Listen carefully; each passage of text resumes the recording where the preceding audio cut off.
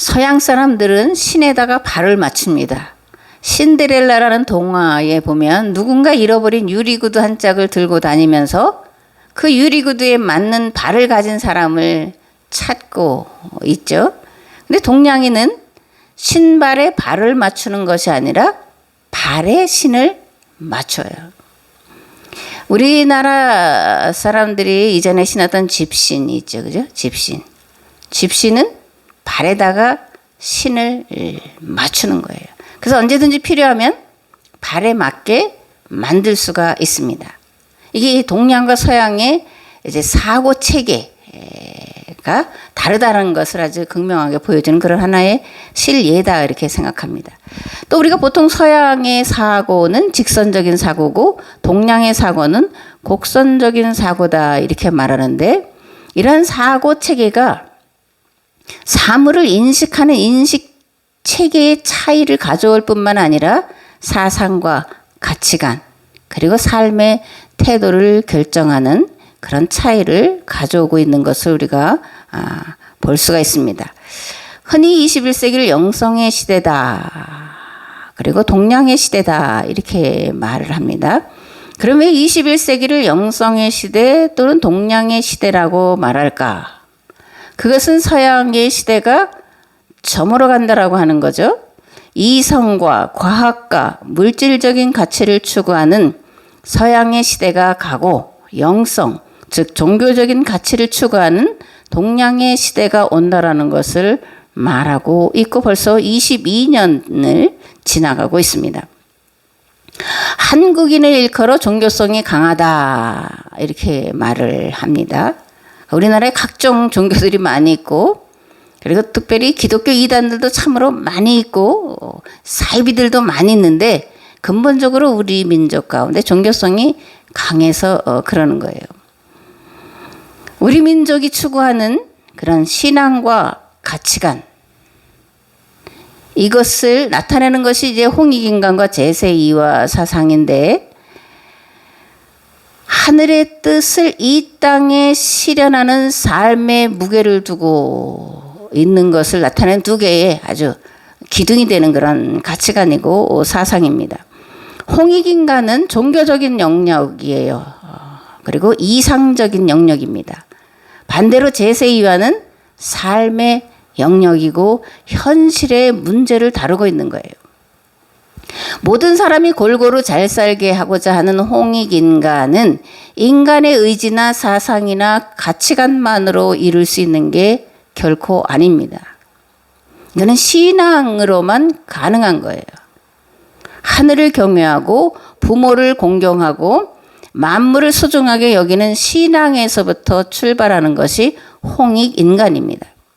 우리 민족의 사상 중에 홍익인간과 제세2와만 있는 것이 아니라 천지인 합일 사상이 있는데, 이건 하늘과 땅과 인간이 합일, 하나라는 그런 사상에서 출발하는 거예요. 그리고 이러한 천지인 합일 사상에서 앞에서 말한 그런 홍익인간, 제세2와 사상이 하나로 또 뭉쳐져서 모든 사람들이 골고루 잘 살게 하자고 하는, 더불어 행복하게 하자고 하는 그런 사상과 그것을 어떻게 이룰 건가라고 하는 제세2와 사상이 우리 민족의 두 근간이고 지금까지 우리 속에 우리도 모르게 담겨져 내려오고 있는 그런 사상인 것을 알 수가 있습니다. 동양의 시대 또는 영성의 시대다 이렇게 말씀을 드렸는데, 영성의 시대를 다른 말로 표현하면 어떻게 표현할 수가 있을까요? 영성의 시대. 창조 원리를 회복하는 시대. 너무 길어서 그죠? 현대, 근대 이렇게 붙이면 좋은데, 어쨌든 영성의 시대 또는 동양의 시대 또는 21세기를 창조 원리를 회복하는 시대라고 바꾸어 말할 수 있지 않을까 그렇게 생각을 합니다. 그럼 창조 원리가 뭐냐 이거를 알아야 되잖아요. 창조 원리는 낮은 데로 향하는 거예요. 중심이 높은 데에 있는 게 아니라 낮은 데에 있는 것이 창조의 원리예요. 그래서 그것을 가장 잘 나타나는 것이 뭐냐면 물이죠. 그죠?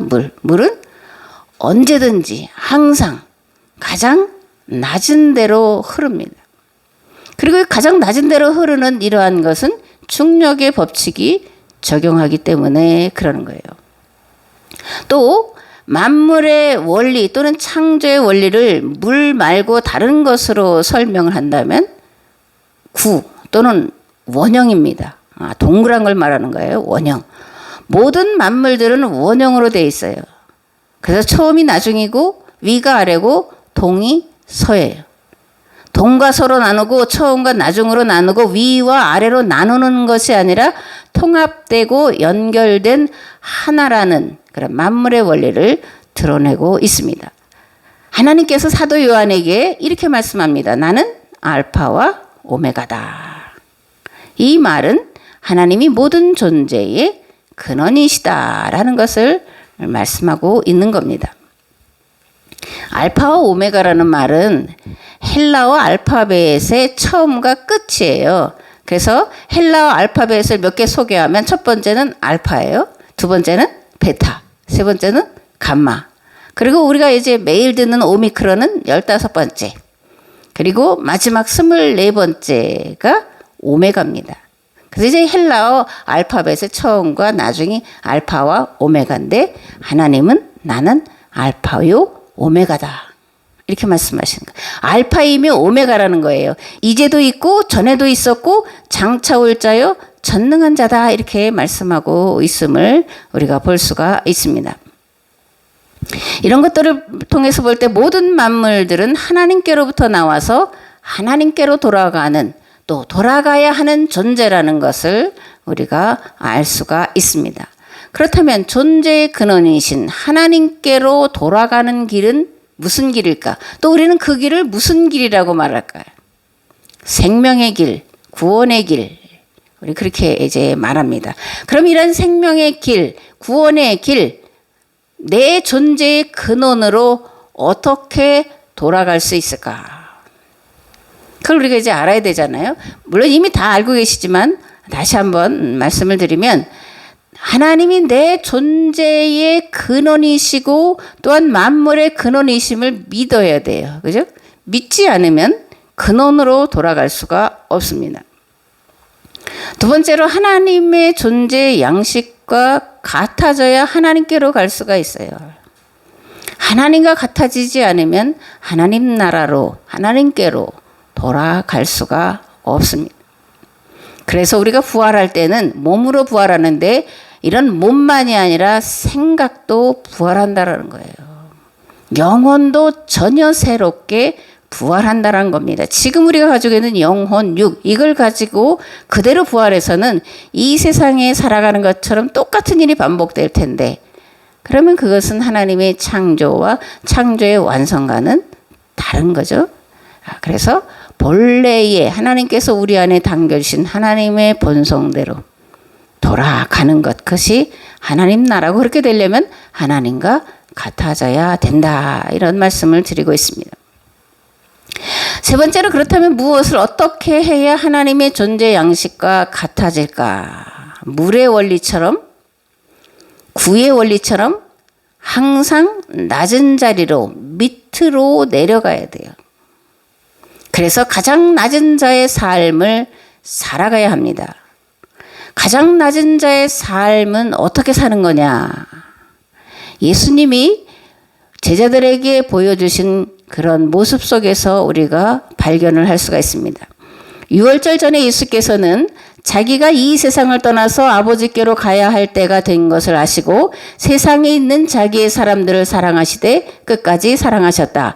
예수님께서는 아버지께서 모든 것을 자기 손에 맡기신 것과 자기가 하나님께로부터 왔다가 하나님께로 돌아간다는 것을 아시고 잡수시던 자리에서 일어나서 겉옷을 벗고 수건을 가져다가 허리에 두르셨다. 그리고 대야에 물을 담아다가 제자들의 발을 씻기시고 그 두른 수건으로 닦아 주셨다. 아멘. 마지막 유월절 잔치 자리에 제자들의 발을 씻기시는 예수님의 모습이 가장 낮은 자의 삶의 모습이에요.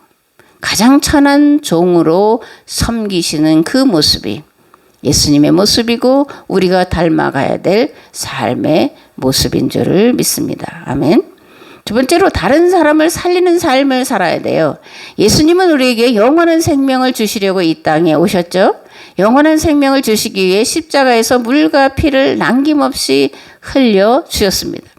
그러므로 예수님을 주와 하나님으로 믿고 살아가는 성도는 마땅히 주님이 가신 그 길, 십자가의 길을 따라가는 자가 되어야 됩니다. 예수님은 오늘도 우리를 향해 이렇게 말씀하십니다. 나는 생명의 빵이다. 너희의 조상은 광야에서 만나를 먹었어도 죽었다. 그러나 하늘에서 내려오는 빵은 이러하니 누구든지 그것을 먹으면 죽지 않는다. 나는 하늘에서 내려온 살아있는 빵이다. 이 빵을 먹는 사람은 누구나 영원히 살 것이다. 내가 줄 빵은 나의 살이다. 그것은 세상에 생명을 준다. 아멘. 셋째로 자녀들을 말씀으로 잘 양육하는 거예요. 신명기의 핵심을 요약하면 말씀을 듣는 것이고 가르치는 것이고 자녀들이 그 들은 말씀대로 지켜 행하도록 교훈하고 훈련하는 거예요. 노래로 지어 부르고 절기를 만들어서 지키게 하고 헌금제도를 만들어서 지키게 하라는 것이 신명기의 핵심입니다. 그런데 이것은 신명기에서 처음 말씀하는 것이 아니라 이미 출애굽기에 기록되어 있는 것을 우리가 알 수 있습니다. 출애굽기를 보면 출애굽기는 두 부분으로 나눌 수 있는데 1장에서 34장까지는 애굽 땅에서 나와서 시내산에 이르고 거기서 하나님과 계약을 맺고 율법을 수여받는 것까지가 34장의 말씀이에요. 그리고 35장에서 40장까지는 계약을 맺고 광야길로 들어가서 계약 맺은 것을 배우고 익히며 실천하는 광야 생활을 하기 전에 또는 하기 위해 성막을 짓는 것으로 시작하고 성막을 마무리한 것으로 출애굽기가 끝나고 있습니다. 그러면 출애굽기 35장에서 40장까지 성막을 짓는 것으로 시작하고 또 성막을 마무리하는 것으로 끝내고 있을까? 왜 그럴까요? 출애굽 공동체의 삶의 중심이 성막이기 때문에 그래요.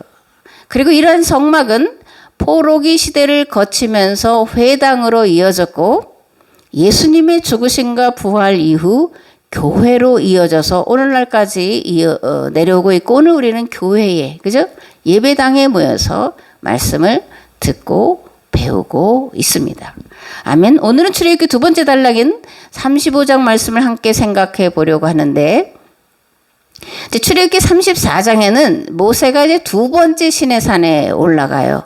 첫 번째 올라갔다가 십계명을 받아서 내려오는데 아론과 백성들이 금송아지를 만들고 그것을 너희를 애굽 땅에서 인도해낸 너희의 신이다 하고 뛰노는 것을 보고 모세가 십계명 돌판을 깨트리죠. 그죠? 계약을 깨트리는 겁니다. 계약이 파기됨을 선언해요.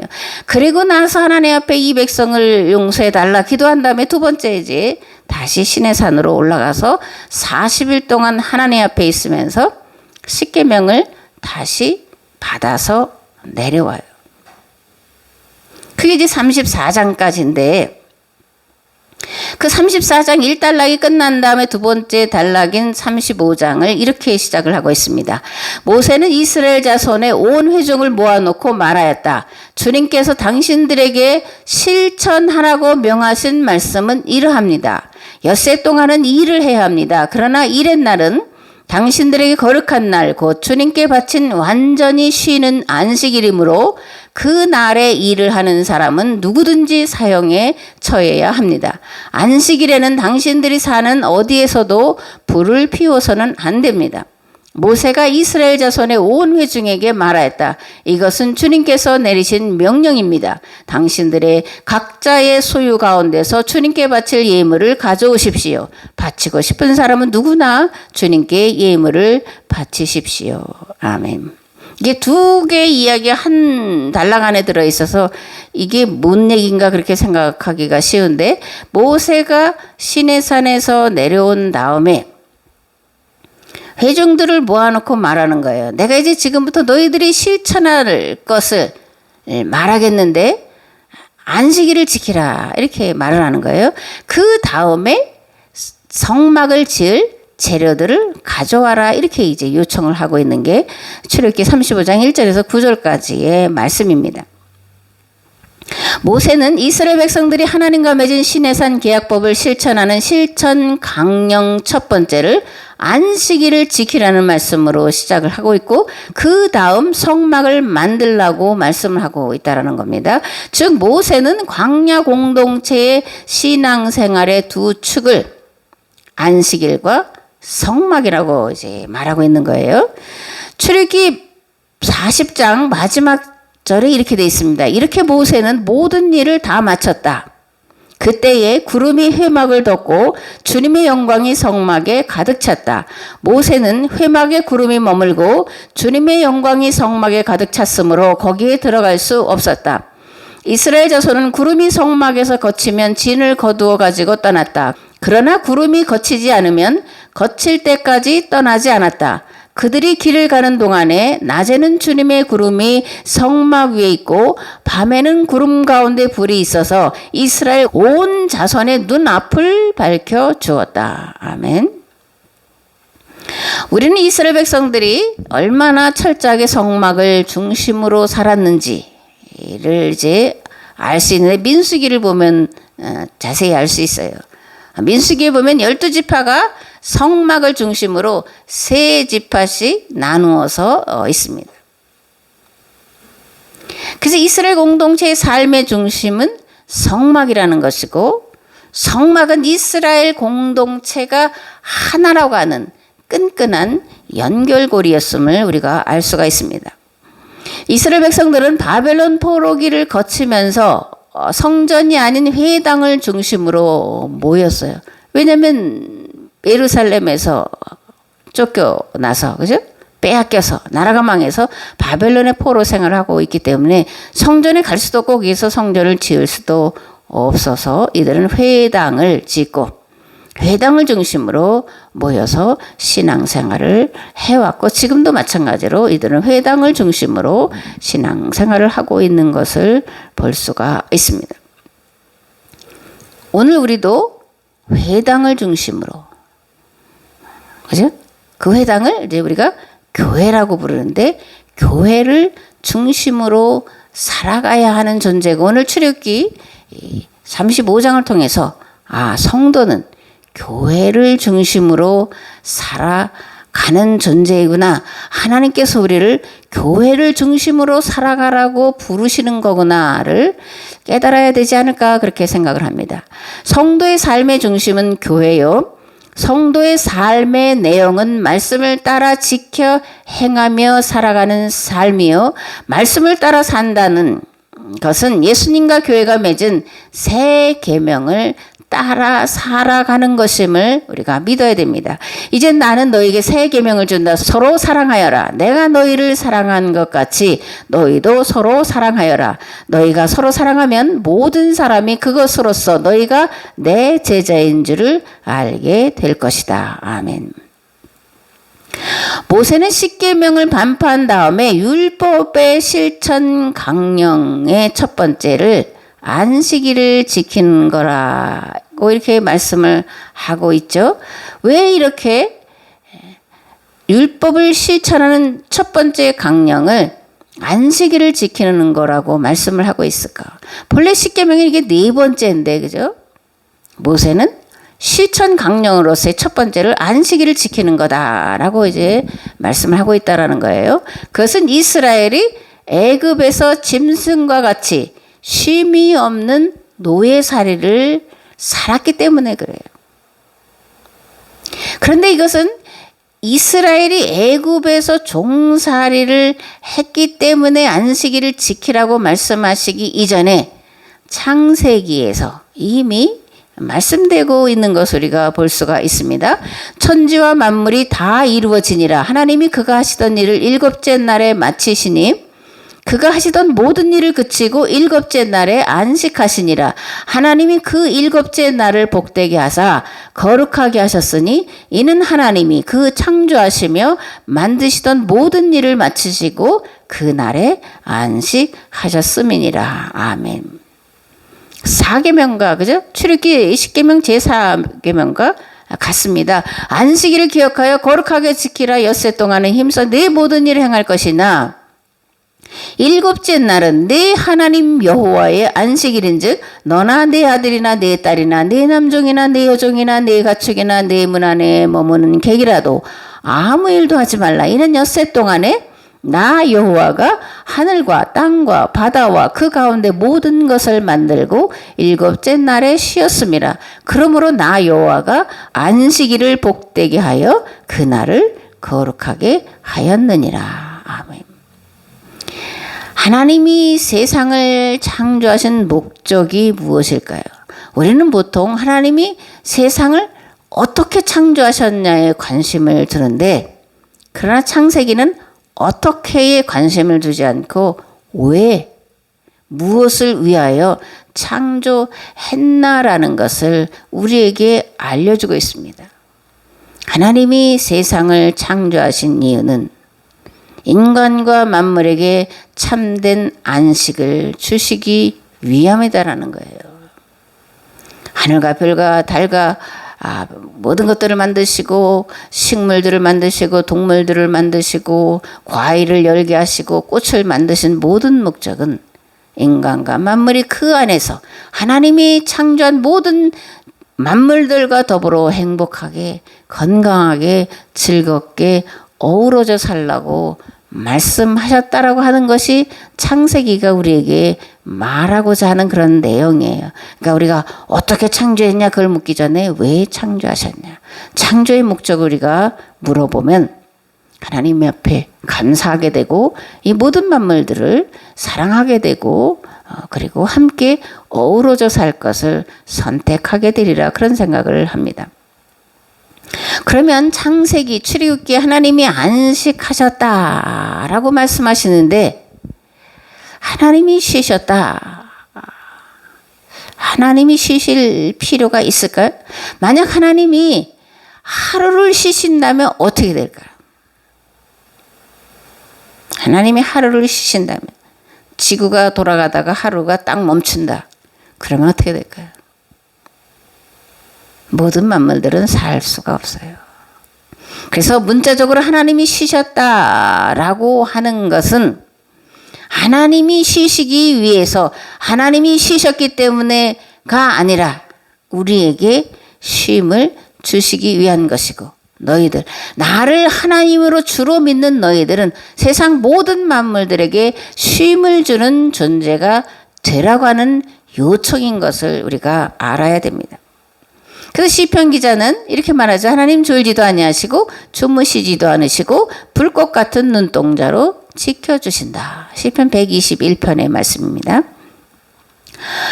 그러므로 하나님이 안식하셨다라는 표현 속에 들어있는 본래의 의미는 하나님께서 모든 만물에게 쉼을 주셨다는 뜻이요, 하나님의 창조의 동력자인 계약 공동체, 즉 교회는 이 땅에 쉼을 누리지 못하는 모든 이들과 모든 만물들에게 쉼을 주는 공동체, 쉼을 주는 자가 되어야 한다고 하는 것입니다. 아멘. 구약 성경엔 두 십계명이 들어있죠. 출애굽기와 신명기입니다. 두 개의 십계명이 들어있는 이유는 어디에 있고 우리는 어떤 십계명을 따라서 살아야 될까요? 또 출애굽기 십계명과 신명기 십계명은 다른 것을 말하고 있을까? 아니면 같은 것을 다르게 표현 또는 다르게 해석한 것일까? 결론적으로 말하면 두 십계명은 같은 것을 말하고 있다라는 거예요. 창세기에서 하나님께서 제7일 쉬셨다고 말씀하고 있고, 출애굽기도 하나님께서 창조를 마치시고 쉬셨다고 동일하게 말씀을 하고 있죠. 그리고 신명기도 마찬가지입니다. 신명기에는 이렇게 되어 있습니다. 내 하나님 여호와가 네게 명령한 대로 안식일을 지켜 거룩하게 하라. 엿새 동안은 힘써 내 모든 일을 행할 것이나 일곱째 날은 내 하나님 여호와의 안식일인즉 너나 내 아들이나 내 딸이나 내 남종이나 내 여종이나 내 소나 내 낙이나 내 모든 가축이나 내 문 안에 유하는 객이라도 아무 일도 하지 못하게 하고, 뭐예요? 아무 일도 하지 못하게 하고 내 남종이나 내 여종에게 너같이 안식하게 할지니라. 너는 기억하라. 내가 애굽 땅에서 종이 되었더니 네 하나님 여호와가 강한 손과 편팔로 거기서 너를 인도하여 내었나니 그러므로 네 하나님 여호와가 네게 명령하여 안식일을 지키라 하느니라. 안식일을 지키는 게 하나님의 명령이다라는 거예요. 너만 안식일을 지키는 게 아니라 너와 함께한 모든 이들을 안식하게 하라고 하는 하나님의 절대 명령이라는 겁니다. 아멘. 앞에서 하나님께서 창조 사역을 마치시고 쉬셨다고 하는 것은 하나님이 쉬셨다라는 것을 말하고자 하는데 목적이 있는 것이 아니라 모든 만물에게 쉼을 주셨다. 모든 만물에게 쉼을 주라는 뜻이라고 말씀을 드렸죠. 그러니까 창세기든 출애굽기든 신명기든 안식일법이 말하고자 하는 본래의 의미는 일하지 말라는 것이 아니라 쉼을 주라, 쉬게 하라는 데 방점이 찍혀 있다는 겁니다. 또한 너만 쉬는 것이 아니라 네 집안에 거하는 모든 이들, 짐승들까지도 너처럼 쉬게 하라고 하는 것이 본래의 기록 목적이 있는 거예요. 더 나아가서 쉼만 주는 것이 아니라 가난으로 인해, 빚으로 인해 뿔뿔이 흩어진 가족들이 만날 수 있게 해주라는 거예요. 그러니까 개인적으로 하라는 얘기가 아니라 공동체로 하라는 겁니다. 개인으로 하기는 어렵죠. 그죠? 그러나 신앙 공동체는 이게 가능한 거예요. 그래서 공동체로서, 공동체의 일원으로서 함께하는 신앙 공동체, 계약 공동체는 그 안에 속한 모든 사람들은 다 같이 쉼을 누려야 되고 쉼을 얻게 해야 된다라는 하나님의 명령인 것입니다. 아멘. 유대인들은 오늘날까지 이제 안식일을 지키죠. 그리고 이 안식일을 지키는데 목숨을 걸었기 때문에 유대교인으로 남아 있는 거예요. 지금도 유대인들은 어느 곳에 있든지 간에 회당에 모여서 안식일을 지킵니다. 안식일을 지키는 것을 통해 자신들이 유대인이라고 하는 정체성을 확인하고 또 공동체라는 것을 확인하는 거예요.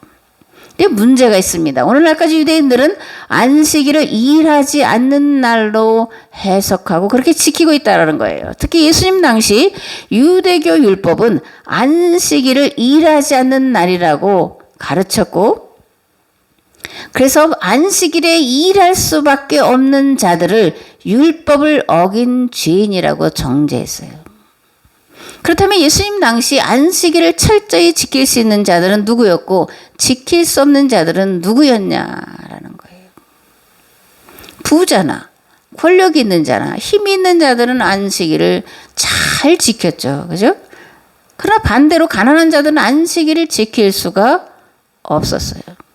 분명히 하나님은 너처럼 안식하게 하라고 명령하셨는데 자신들은 안식일을 지킴으로 의인이고 자신들처럼 안식일을 지킬 수 없는 자들을 죄인으로 정죄하고 심판했던 것이 유대교 율법 조항으로 묶인 안식일 법이었다라는 것을 우리가 알 수가 있습니다. 사도 바울은 이러한 것을 의무는 죽이는 것이고 영은 살리는 것이다 이렇게 말씀하고 있어요. 성경이 하나님이 본래 말씀하고자 하는 의도, 목적을 따라서가 아니라 그것을 잘못 해석하고 잘못 이해해서 잘못 적용하는 것을 일컬어 의문, 문자대로 해석하는 것은 죽이는 거다 이렇게 말하는 거예요. 안식일은 사람을 살리는 법인데 도리어 유대인들은 안식일을 죽이는 것으로 만들었다. 이렇게 사도 바울은 아주 뭐라 그럴까요? 아주 신랄하게 비판을 하고 있는 것을 우리가 볼 수가 있습니다. 오늘 우리는 안식일을 어떻게 이해하고 어떻게 지키고 있죠? 물론 우리는 토요일을 지키지 않습니다. 뭐 제7일 안식일 교회도 있고 뭐 그런데 유대교의 아류, 유대교의 이단이다 보면 돼요. 우리는 토요일을 안식일로 지키지 않고 일요일을 지킵니다. 이것은 초대교회 때부터 내려온 교회의 전통이에요. 초대교회는 예수님이 죽으신 날은 안식일이고, 그죠? 예수님이 부활하신 날은 안식 후 첫날이기 때문에, 오늘 우리가 말하는 주일이기 때문에 안식일 토요일이 아니라 주일날을 지키고 있어요. 이 날은, 주일은 부활의 날이고 새 창조의 날이에요. 나의 날이 아니라 주님의 날이에요. 일주일 동안 우리는 개인의 날로 살아가요. 내가 속한 직장에서, 가정에서 열심히 최선을 다해서 살아가요. 그리고 주일은 주님의 날로 사는 거예요. 예수님을 주와 하나님으로 믿고 따른 이들이 함께 모여 내가 아닌 우리로, 개인이 아닌 공동체로 사는 날, 그것이 주의 날, 주일이에요. 그래서 식사도 같이 나누는 겁니다. 공동 식사는 예배 가운데는 큰 두 축 중에 하나예요. 그 식탁이라는 것은 뭐 지금은 여러 사람들과 만나고 그렇지만, 그러나 그대로 더 올라갈수록 가족이 모이는 거잖아요. 그래서 교회에서 말씀을 듣고 식사를 나누는 건 우리는 그리스도 안에서 한 가족이다, 한 몸이다, 이것을 다시 한번 경험하는 것이 공동식사라는 것을 우리가 알 수가 있습니다. 주일은 예배만 드리고 가는 날이 아니에요. 그죠? 주일은 공동체를 이루는 날이고 공동체 일원으로서 사는 삶을 실천하는 날이에요. 예배와 공동식사를 통해서 나의 하나님이 아니라 우리의 하나님, 공동체의 하나님으로 다시 만나는 날이에요. 예수님을 주와 그리스도로, 더 나아가 하나님으로 믿고 고백하는 성도들은 그러므로 마땅히 주일날 모여서 우리는 교회의 머리신 예수 그리스도께 붙어있는 지체라는 것을 확인하고 한 몸 공동체로 살아가기 위한 하나님의 말씀을 듣고 배우고, 여기에서 그 말씀을 실천해야 되고, 그것을 가정으로 가서 가정에서 실천해야 되고, 세상에 가서 세상에서 실천을 해야 되는 겁니다. 에베소서 5장에서 사도 바울은 이렇게 말합니다. 여러분은 사도들과 예언자들이 놓은 기초 위에 세워진 건물이며 그리스도 예수가 그 모퉁이 돌이 되십니다. 그리스도 안에서 건물 전체가 서로 연결되어서 주님 안에서 자라서 성전이 됩니다. 그리스도 안에서 여러분도 함께 세워져서 하나님이 성령으로 거하실 처소가 됩니다. 교회는 말씀을 듣고 교제, 성도의 교제, 더 나아가 한 가족 공동체로서 교제, 삶을 나누는 거예요. 그리고 그렇게 모인 곳을 일컬어 성전이다, 하나님이 거하실, 성령이 거하실 교회다, 처소다, 이렇게 이제 말씀을 하고 있는 겁니다. 주의 날은 나의 날이 아니에요. 사사로이 나의 즐거움을 위해 지키지 않아도 되는 날이 아니에요. 정말 지킬 수 없는 형편과 사정이 있으면 몰라도 그렇지 않을 때는 반드시 지켜야 되는 주님의 날입니다. 그리고 지킬 수 없는 이들이 주님의 날을 나처럼 지킬 수 있도록 돕는 일을 해야 되는 날이 주일이에요. 오늘 교회는, 오늘 나는 어떻습니까? 살아있는 그리스도의 몸으로 생동감 있고 능력 있는 공동체를 이루며 살아가고 있습니까? 세상과 만물에게 선한 영향력을 끼치고 있습니까? 우리의 착한 행실로 사람들로 하여금 하나님 아버지께 영광을 돌리도록 살아가고 있습니까? 자기 십자가를 지고 주님이 가신 대속의 길을 따라가고 있습니까? 3월 2일부터 사순절이 시작됐어요. 이 사순절은 예수님이 십자가를 지시기 전까지의 40일 기간을 말하는데, 잘못하면 이 사순절을 주님의 고난만을 생각하고 슬퍼하고 그래서 금식하고 절제하고 하는 날로 생각하기 딱 좋아요. 또 그렇게 많은 세월 동안 살아왔습니다. 예수님이 가시는 그 십자가의 길이 얼마나 힘들까. 그래서 그 힘든 것을 조금 어떤 내 삶의 어떤 것들을 제한시키면서 동참해볼까. 그러나 십자가의 길은 주님만 가세요. 나는 주님이 그 가시는 길 뒤에서 슬퍼하고 있겠습니다. 그 고통이 얼마나 아플까 그것만 생각하고 있겠습니다. 이게 우리의 지나온 날의 삶의 모습이 아니라고 말할 사람이 과연 몇이나 있을까? 그래서 생각해 봐야 될 문제잖아요. 성도는 누구며 성도는 무엇을 하는 자냐, 그거예요. 성도는 예수님이 앞서 가신 십자가의 길을 따라가는 자예요.